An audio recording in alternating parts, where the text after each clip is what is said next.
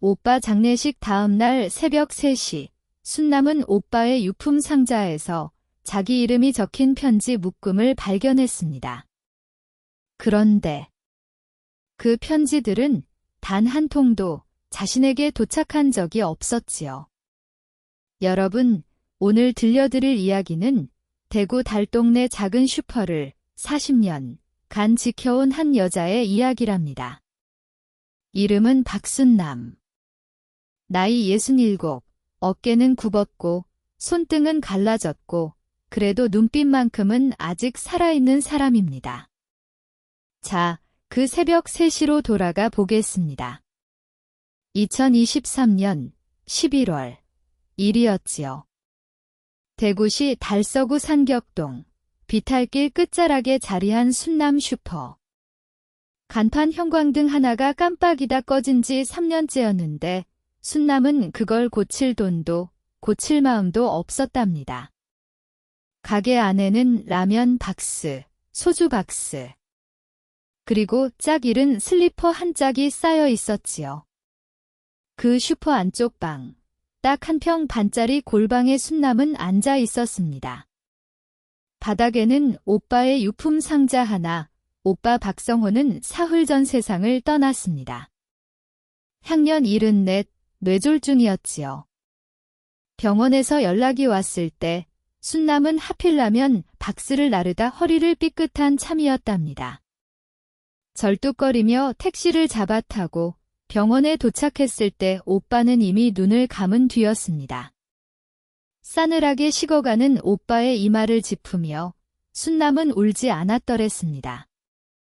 아니, 울 수가 없었지요.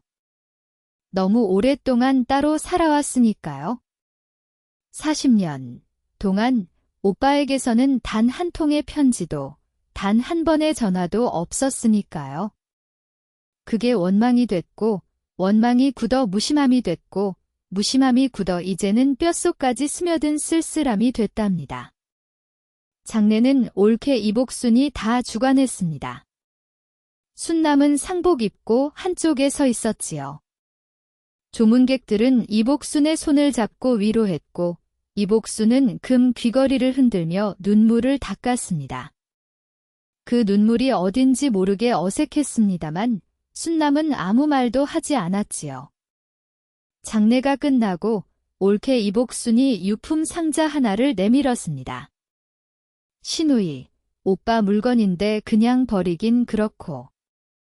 뭐 필요한 거 있으면 가져가세요. 목소리는 정중했지만 눈은 딴 데를 보고 있었지요. 이미 갈 곳이 있다는 듯 그 말을 끝내기가 무섭게 돌아섰거든요.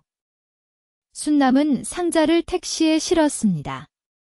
무거웠습니다. 팔뚝이 떨릴 만큼요. 그리고 지금 새벽 3시에 순남은 그 상자를 처음으로 열었습니다. 슈퍼 골방은 찬 기운이 감돌았습니다. 11월 새벽이라 창틈으로 바람이 스며들었는데 그 바람이 발목을 타고 올라와 무릎까지 시렸지요. 형광등 불빛은 누렇고 흔들렸습니다. 순남은 낡은 솜조끼를 여미며 상자 뚜껑을 젖혔지요. 오빠의 낡은 지갑, 동전 몇 입 바랜 사진 한 장, 그리고 상자 바닥에 신문지로 칭칭 감아 묶어놓은 무언가가 있었습니다. 순남은 신문지를 벗겨냈습니다. 손끝이 떨렸지요. 찬 공기 때문인지 아니면 다른 무언가 때문인지 스스로도 알 수가 없었습니다. 그리고 그 안에서 나온 것은 낡은 편지 묶음이었습니다. 고무줄로 묶인 편지 봉투들. 20통도 넘어 보였지요. 종이가 누렇게 발해 있었고 모서리는 닳아서 부스러질 것 같았습니다. 순남은 멍하니 그것을 내려다보았습니다. 그런데 그 봉투에 적힌 이름을 보는 순간 순남의 숨이 멎었습니다. 박순남 귀종. 오빠 박성호의 손글씨였습니다. 꾹꾹 눌러 쓴 힘있고 굵은 글씨. 그 글씨가 봉투마다 한 통도 빠짐없이 박순남 귀중이라 적혀 있었지요. 과연 이 편지들은 무엇일까요? 그리고 왜 순남은 이 편지들을 한 번도 받은 적이 없었던 걸까요? 자, 이 대목에서 순남이 어떤 삶을 살아왔는지 잠깐 돌아볼 필요가 있겠습니다. 박순남이 이 슈퍼를 시작한 건 1989년이었지요. 남편이 건설 현장에서 다리를 다쳐 일을 못하게 된 해였습니다.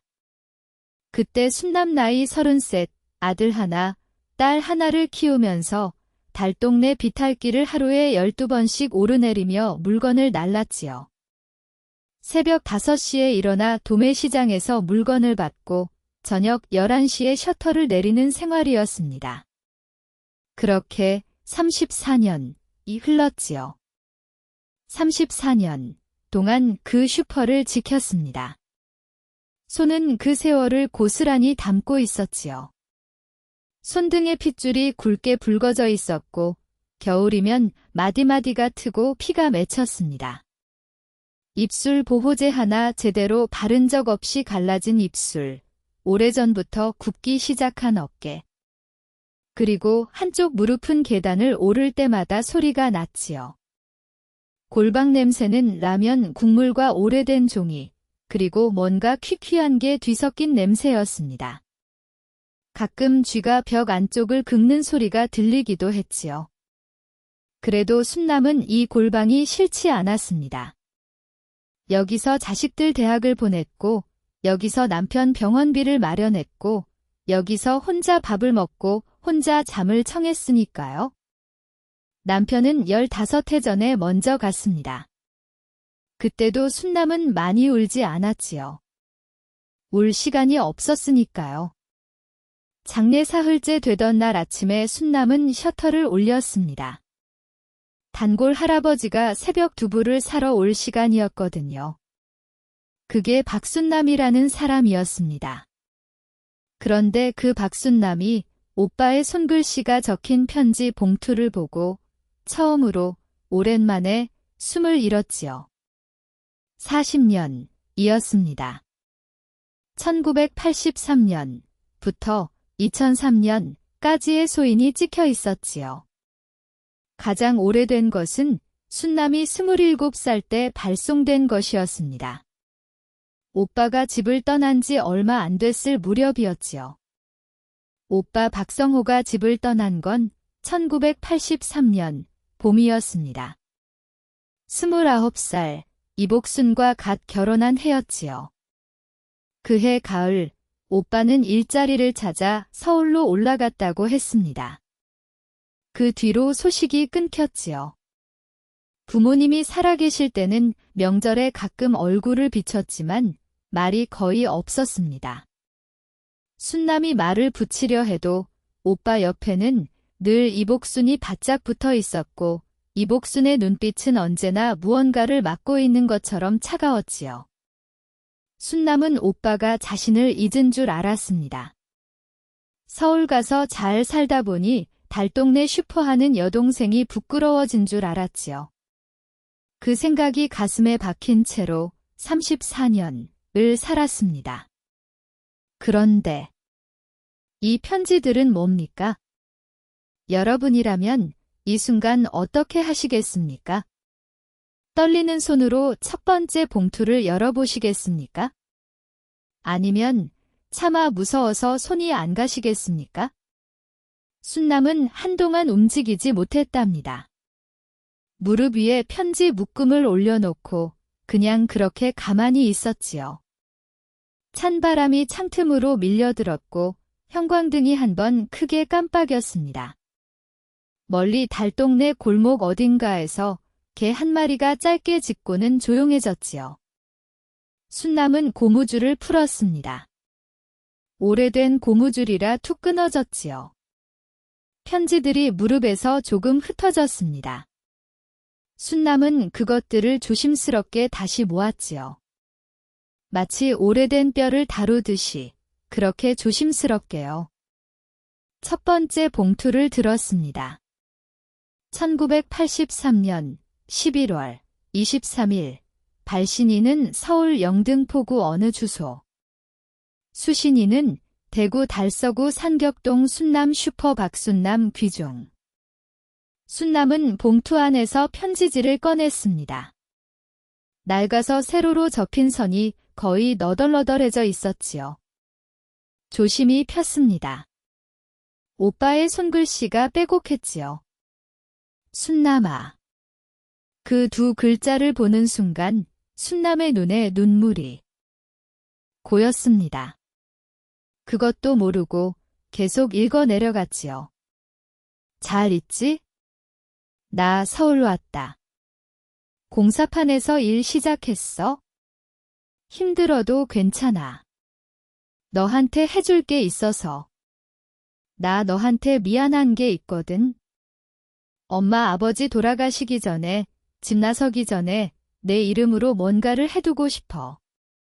그게 뭔지는 아직 말 못해. 하지만 언젠가는 알게 될 거야. 오빠가 약속할게. 무슨 일이 있어도 내 편은 오빠야. 거기서 편지가 끊겼습니다. 순남은 편지지를 내려놓고 숨을 한 번 깊이 들이쉬었습니다. 가슴이 먹먹하고 뜨거웠지요. 40년 동안 쌓인 원망이 몇 줄 앞에서 스르르 무너지는 것 같았습니다. 두 번째 봉투를 들었습니다. 1985년 3월 4일 또 같은 주소. 수신인 박순남 귀중. 그 다음 봉투도 그 다음 봉투도 전부 박순남 귀중이었습니다. 순남은 봉투를 하나하나 날짜 순으로 늘어놓기 시작했지요. 좁은 골방 바닥에 1983년부터 2003년까지 20회에 걸친 편지들이 펼쳐졌습니다.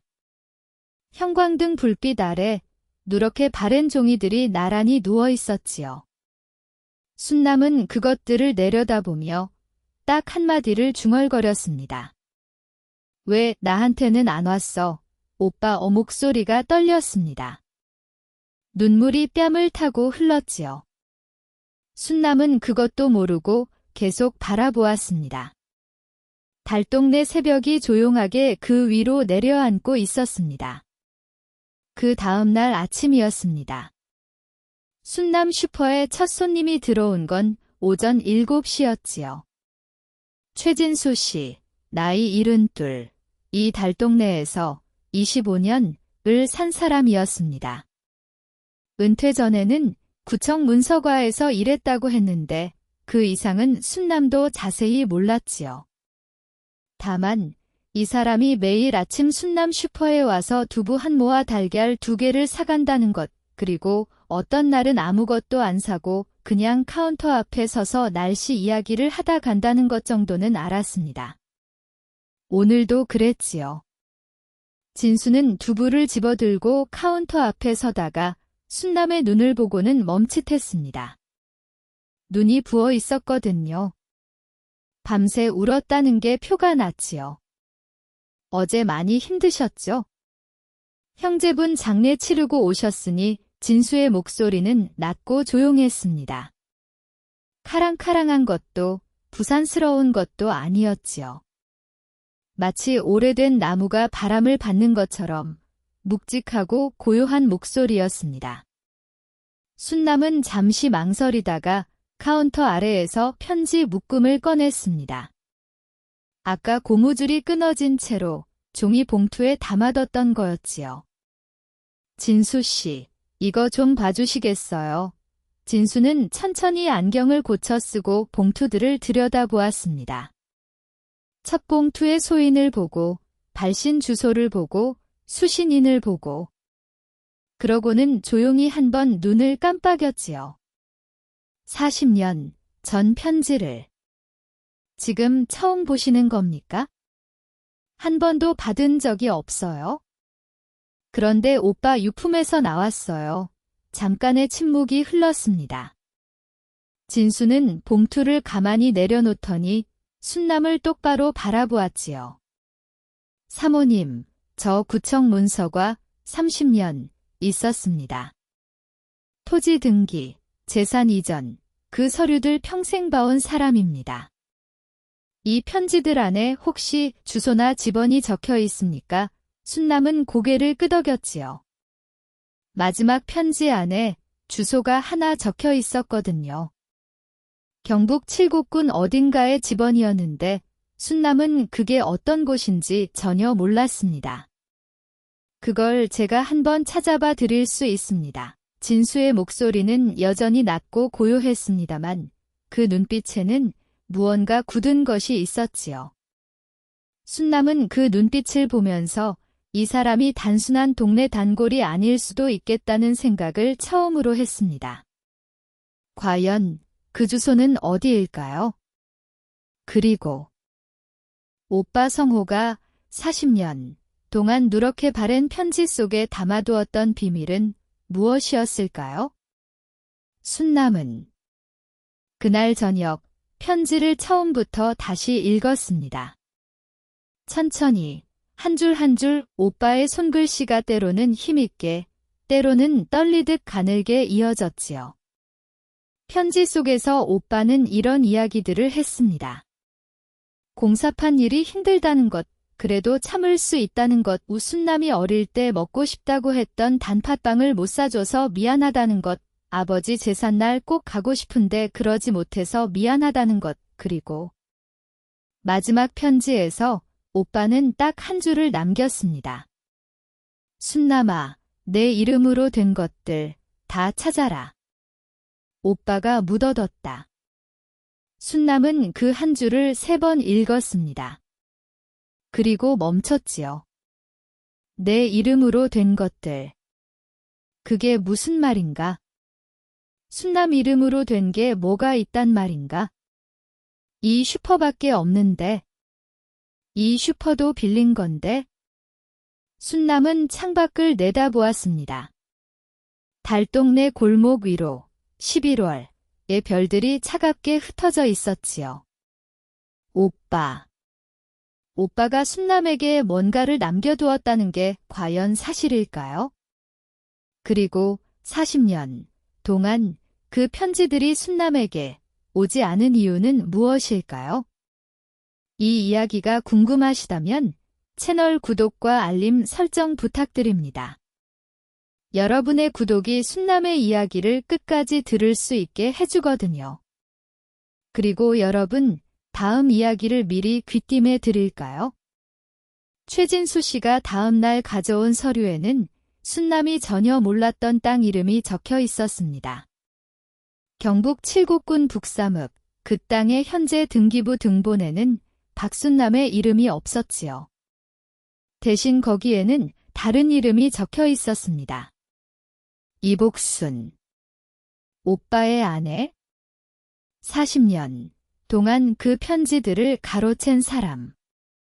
순남이 받아야 할 모든 것을 조용히, 천천히 자기 것으로 만들어온 그 사람의 이름이었습니다. 다음 편에서 계속됩니다.